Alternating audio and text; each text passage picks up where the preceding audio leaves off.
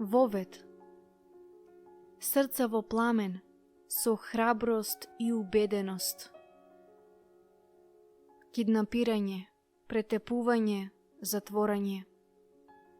Во многу делови од светот, овие зборови се синоним со тоа да се биде христијанин. И за христијанките во тие краеви постои уште еден предизвик. Социјалната стигма на тоа да се гледаат жените како пониска класа, неспособни за водство и кои потпаѓаат под контролата на водството на мажите. Срца во пламен е книга со стории на 8 жени, кои и покрај ваквите околности покажале неверојатна храброст, убедување и љубов за Исус Христос и неговата црква. Во најгрубите околности тие станале водачи кои покажале огромна храброст и издржливост, одбивајќи да потклекнат на предизвиците. Иронично, само во страдањето тие имаа рамноправност со мажите, а во некои случаи тие пострадаа и повеќе. Кога прв пат добивме идеја за сведоштво на христијанки прогонувани за својата вера, се соочивме со многу предизвици. Прв и најголем, сакавме сведоштва кои се што е можно посовремени. Тоа бараше да патуваме во сите земји каде што овие жени живеат и во многу случаи тие се уште се во смртна опасност. Сакавме да представиме сведоштво на жени кои не само што поминале низ лични страдања, но покажале и квалитети достојни за водач. На крајот, зад сториите на болка и мачење, сакаме да ги прикажеме инспиративните примери на непоколеблива надеж и како овие жени, дури во најтемните места, нашле начини како да дозволат Христовата љубов да свети преку нив.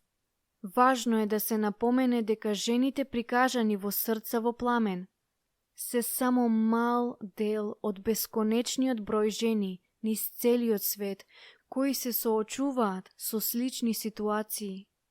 Избравме жени кои ќе представат разни региони каде што христијаните се прогонети и ги одбравме тие со кои ќе можеме да се сретнеме лично.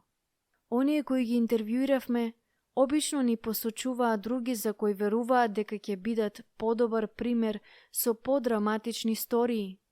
Ниедна од нив не сакаше да го привлече вниманието на себе, како пример на христијанскиот хероизам.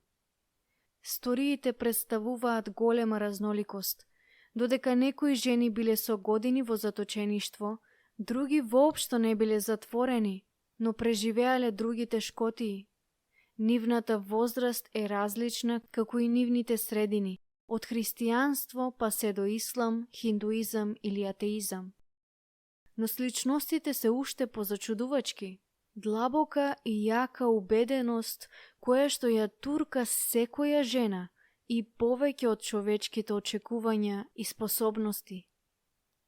Нашата молитва е, по завршувањето со читање на Срца во пламен, да добиеш подлабока увереност и посилно водство во справувањето со животните потешкотии.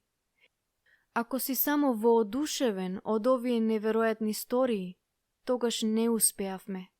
Ако можеш во својот живот да најдеш сличности со едно или повеќе од овие сведоштва и ако можеш да добиеш сила од овие примери на невообичаена храброст, успеавме, заедно со овие жени кои толку љубезно ги споделија своите стории со тебе. Кога го започнавме проектот, планиравме да вклучиме и кратки мисли за размислување на крајот на секоја глава. Сепак, по собирањето на сториите, свативме дека не се потребни. Заедно со секоја сторија има вплетено и скапоцен камен на вера и цврстина. Се надеваме тие квалитети ќе вродат искра во твојот живот, додека ги искусуваш Срца во пламен. Гласот на мачениците.